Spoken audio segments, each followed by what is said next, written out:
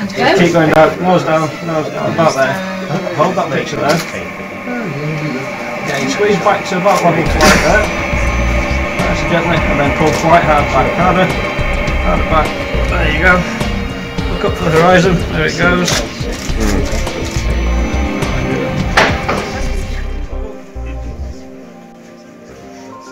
Down a little bit. Just keep it nice and gentle. You can land this on the ground. It is very, very Quite sensitive. yeah. There you go. Hold that picture there.